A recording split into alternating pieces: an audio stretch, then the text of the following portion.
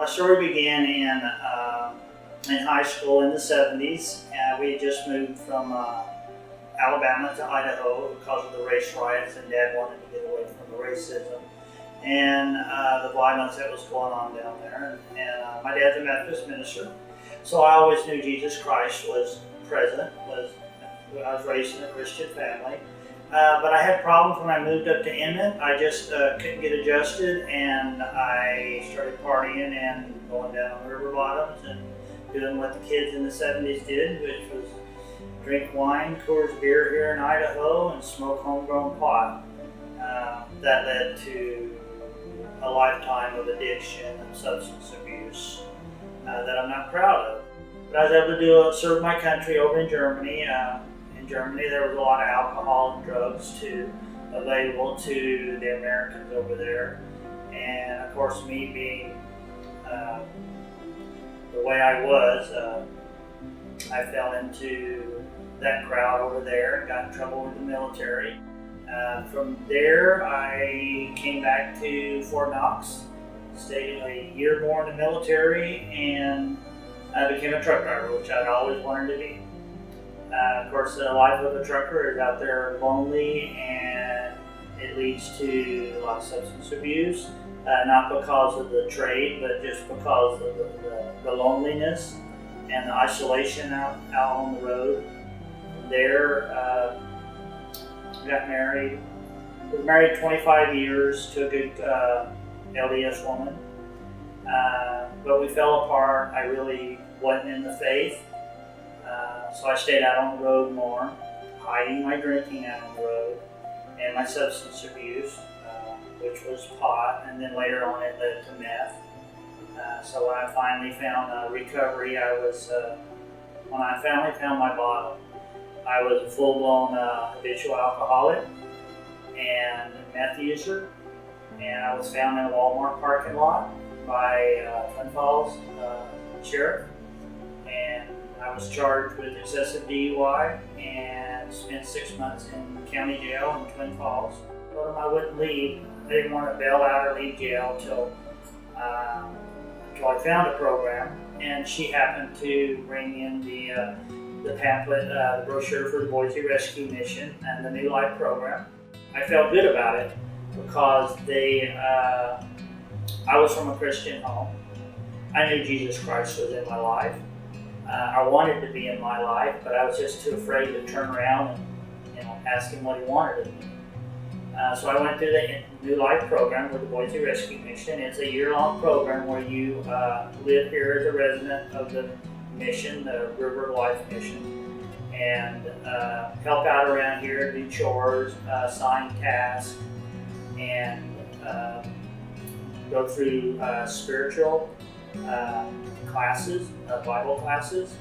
As soon as I got done with the program, they asked me to stay on as staff, and so I pretty much babysitted the front desk for 3 years, and then they pulled me into the office and presented me the opportunity to be an admin. I was really good with numbers, from fudging logbooks out on the road for all those 25, 30 years I was a truck driver. So really good at numbers, so I was able to get into the statistics of the mission and what we're able to accomplish with the donations that we get from the community. Me coming in as an addict and going through the New Life program, I've become an asset instead of a damaging individual in our society. I've been able to help out, and now I've been asked to help with the case managing the vets in the Veterans Ministry program. And so now I went from a train wreck to Veterans Ministry case manager. And the people around here are amazing. You can feel the spirit of what we're able to accomplish to your neighbors that need a hand up and not a hand out. May 3rd, I believe I was 6 years clean and sober, and that's tremendous. That's just, and my mental and my physical body are healing, are starting to accomplish things I never thought I would accomplish again in my life. I told a counselor once there was no light at the end of my tunnel. There were no more dreams left. And now the light at the end of the tunnel I found out is Jesus Christ working through the mission. And I'm getting married June 19th.